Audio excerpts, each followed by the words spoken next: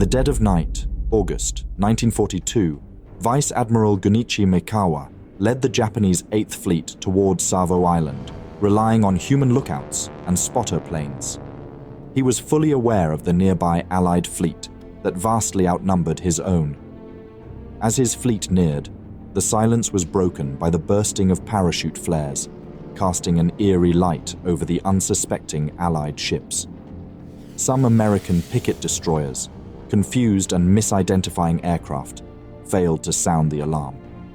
With guns at the ready, Mikawa's fleet prepared to unleash chaos. The first battle of Savo Island was about to begin.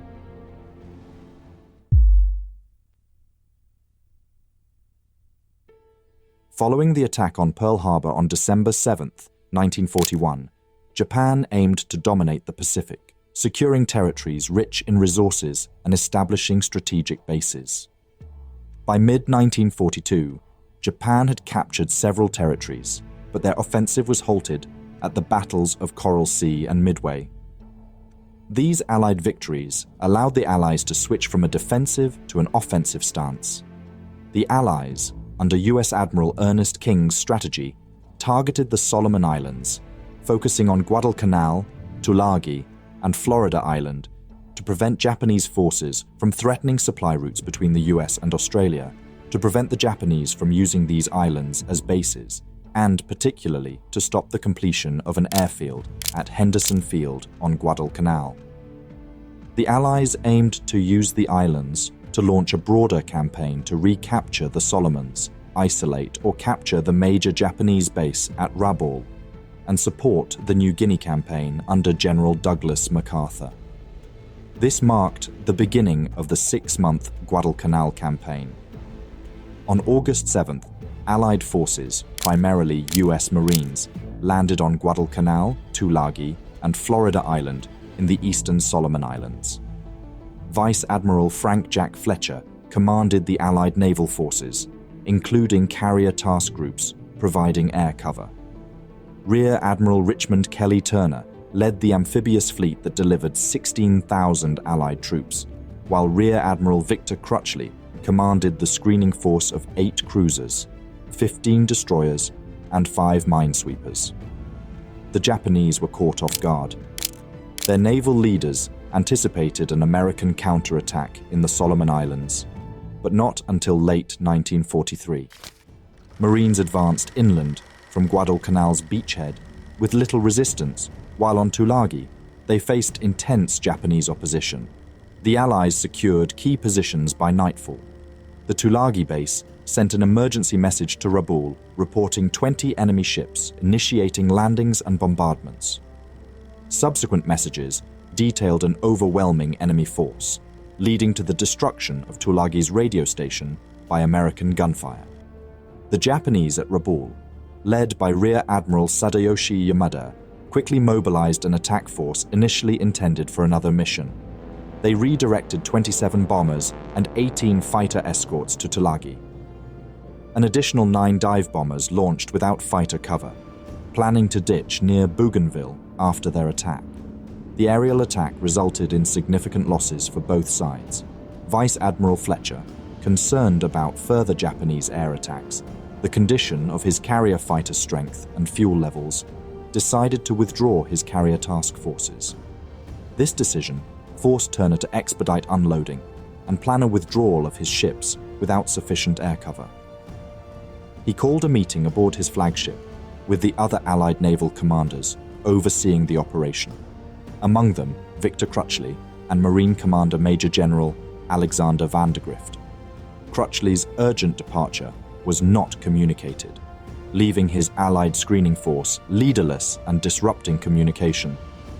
The Allied fleet was split in the northern, southern, and eastern force, all patrolling their respective areas around Savo Island. Meanwhile, Vice Admiral Gunichi Mikawa, commanding the Japanese 8th Fleet at Rabaul, faced conflicting reports and limited support. Other Japanese commanders downplayed the American incursion and refused to provide troops for a counterattack. Despite scant resources and poor intelligence, Mikawa quickly mobilized his fleet. Mikawa set sail from Rabaul with 5 heavy cruisers, 2 light cruisers, and 1 destroyer. Navigating through poorly charted waters and avoiding Allied reconnaissance, Mikawa aimed to strike the Allied fleet off Lunga after passing through the narrow slot near Savo Island. Reconnaissance indicated that the Allies had a strong presence, with 26 warships and 18 transports around Tulagi and Guadalcanal. Despite being outnumbered, Mikawa aimed to strike the separated Allied groups.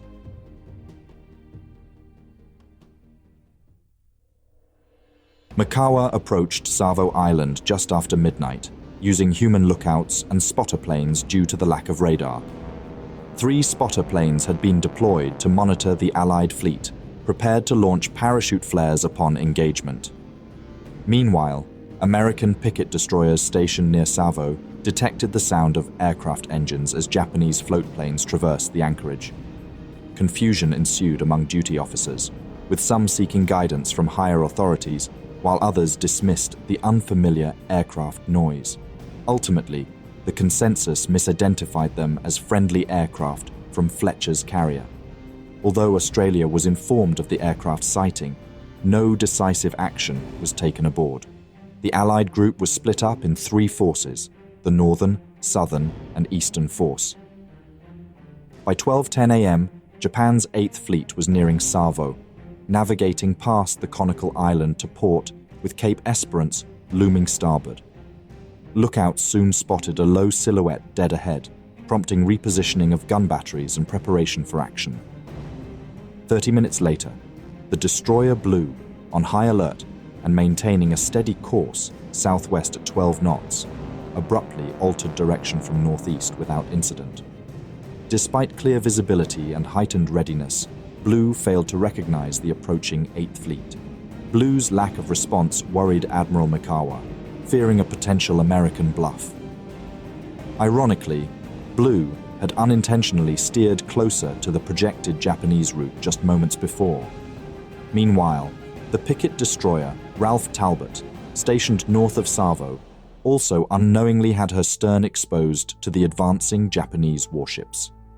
As the Japanese approached, their lookouts relayed critical data to fire control stations, preparing for engagement. Mikawa authorized an increase in speed to 26 knots and granted his captains autonomy to open fire at will. At 1:43 a.m., as the Japanese spotter aircraft prepared to release their flares, lookouts aboard the destroyer Patterson detected a shadow obstructing their path. Warning, warning, strange ships entering harbor. The alert came a moment too late. Parachute flares burst overhead, illuminating Allied southern ships for the Japanese gunners. The Australian cruiser Canberra soon appeared in the spotlight. The Japanese heavy cruiser Chokai, positioned merely 4,100 meters away, unleashed its main batteries, followed by Ioba from 5,000 meters and Furutaka from 8,200 meters.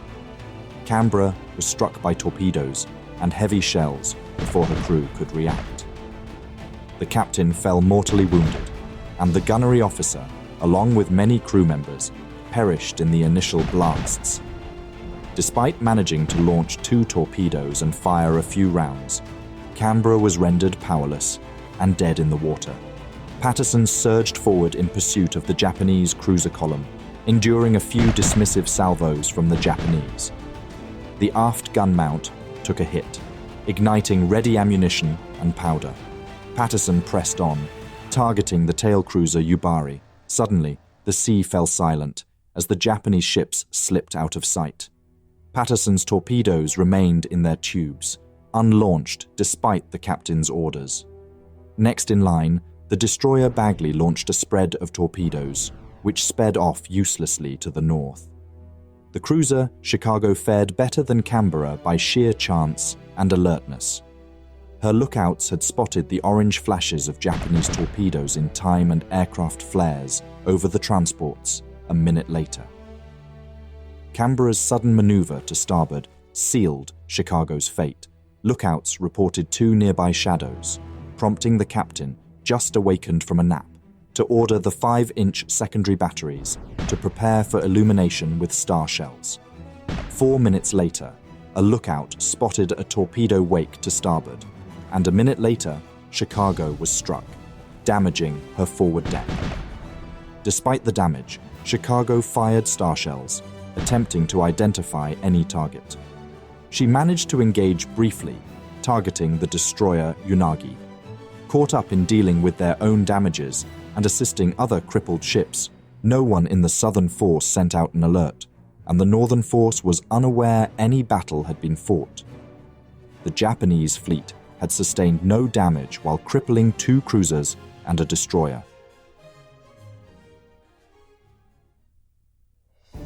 Following his decisive victory over the Southern Force, Admiral Mikawa set his sights on the northern cruisers patrolling north and east of Savo. American lookouts were oblivious to the battle to the south, their view obscured by Savo's silhouette and a line of squalls. The line of cruisers maintained a steady 10-knot patrol speed.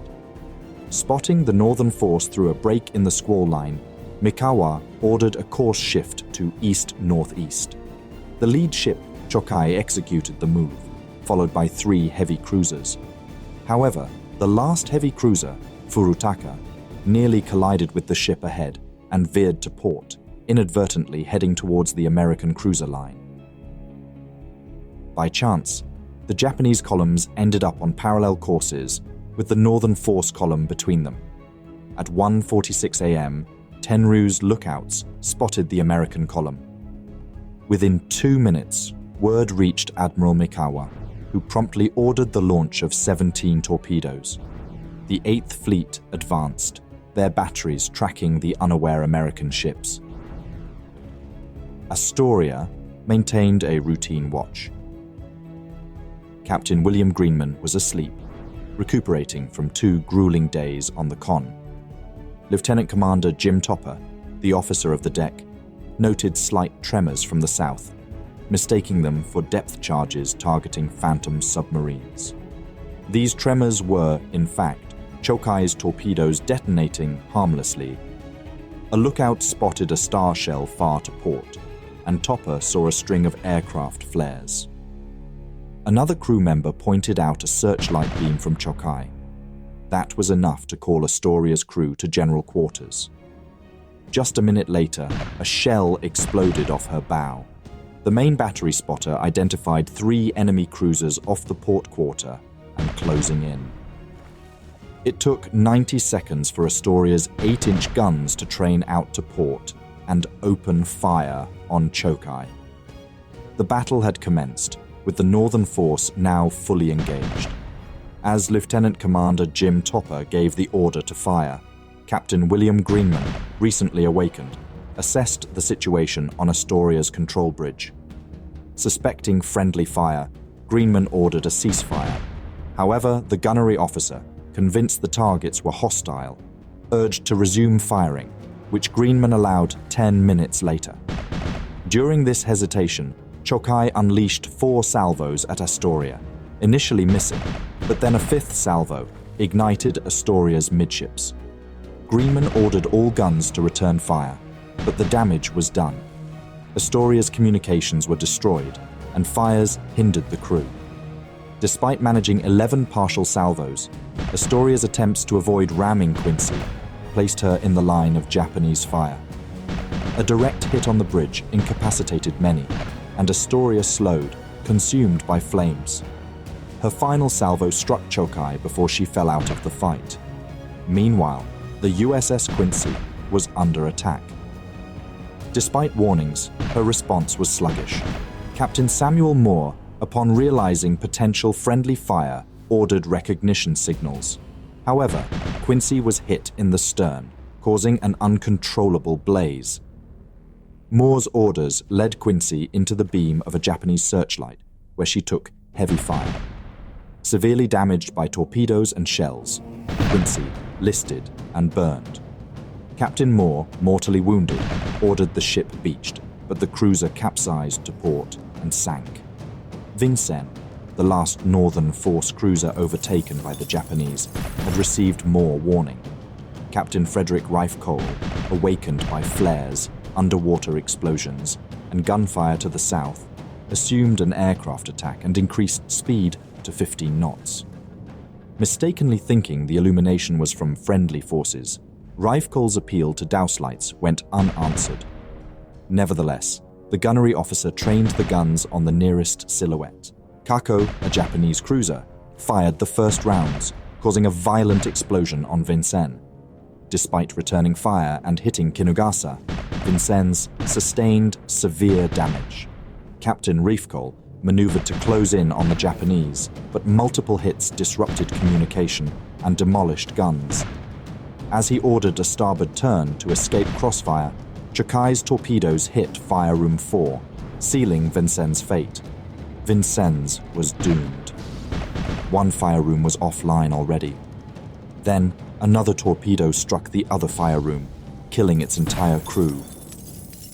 Only the destroyer Ralph Talbot stood in the way of the Japanese fleet's retreat, and despite taking hits, it managed to counterattack before retreating into a rain squall. Admiral Mikawa, expecting a counterattack from American carriers, chose to retreat. Alet arrived too late to engage. Instead, they found the burning wrecks of Quincy and Vincennes.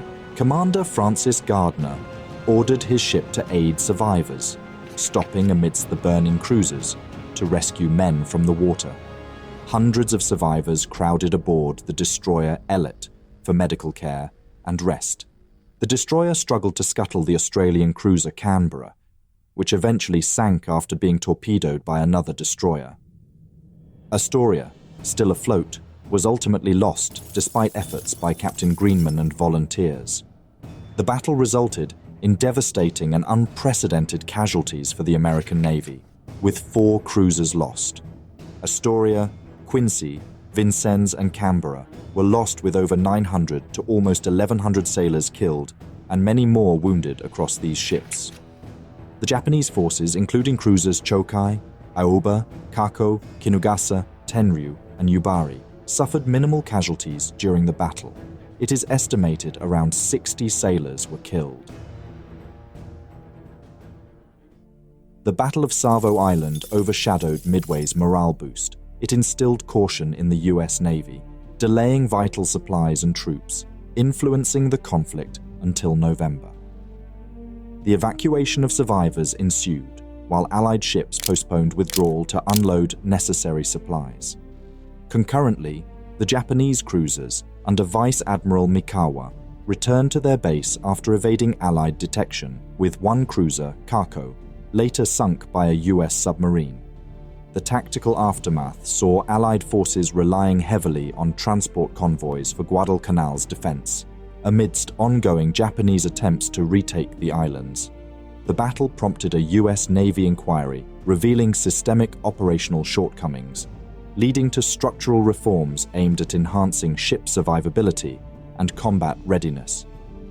The Battle of Savo Island was merely the beginning of the protracted and grueling Guadalcanal campaign, as the Japanese and US fleet would soon meet again.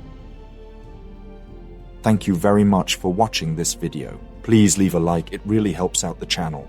If there is a topic, battle or person you would like to know more about, let me know your thoughts in a comment. I would also like to thank all my patrons and channel members for their generous support. If you enjoy House of History and you want to support my work, consider joining me on Patreon. For just $1 per month, you will already gain early access to all my videos without any in-video advertisements. Don't forget to subscribe. See you next time.